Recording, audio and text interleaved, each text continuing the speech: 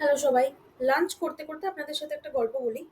আমার এক বন্ধু কলেজে একটা ডিসট্যান্স কলেজে ভর্তি হয়। কেন কি? কারণ ওর যে রেগুলার কলেজটা ছিল, সেটাতে ওর যে ওর যে ড্রিমস যা কিছু সেগুলো পূরণ হবে না। তো ও যখন রিয়ালাইজ করে এটা তখন ও একটা ডিসট্যান্স কলেজে ভর্তি হয়। এবং ডিসট্যান্স কলেজে ভর্তি হয়ে ও তখন একটা মানে একজন থাকে না যে স্টুডেন্টস হেল্প ডেস্ক বলে থাকে। তো প্রত্যেককে ওই কলেজ থেকে একজন করে রেপ্রেজেন্টেটিভ দেওয়া হয় যারা ওদেরকে সমস্ত কোয়েরিজ নিয়ে হেল্প করে দেয়।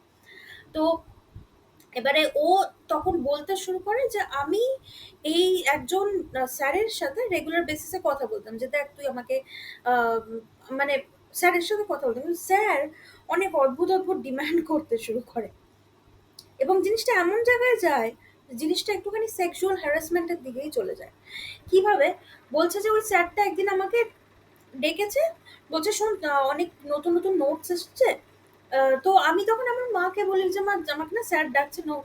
তখন মা ওকে বলে যে মানে নোটস তো তোকে টিউটার দেবে, ওই কলেজের রিপ্রেজেন্টেটিভ কেন দেবে? তো স্যারটা ওকে একটা হোটেলে ডেকেছিল।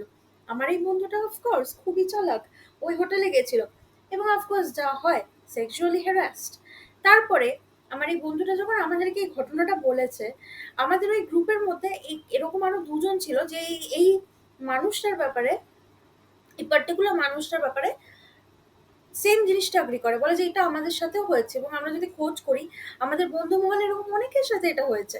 তো এবারে কি হচ্ছে বলুন তো, যে এই যে টিচারটা মানে এই যে রিপ্রেজেন্টেটিভটা উনি নাকি আবার বেশ পপুলার, মানে ওনার মানে পপুলার মানে কি নটোরিয়াস, মানে এই পার্টিকুলার জিনিস এরকম স্টুডেন্টদেরকে সেক্সুয়ালি হ্যারাস করার জন্য ওনাকে জানা যায়।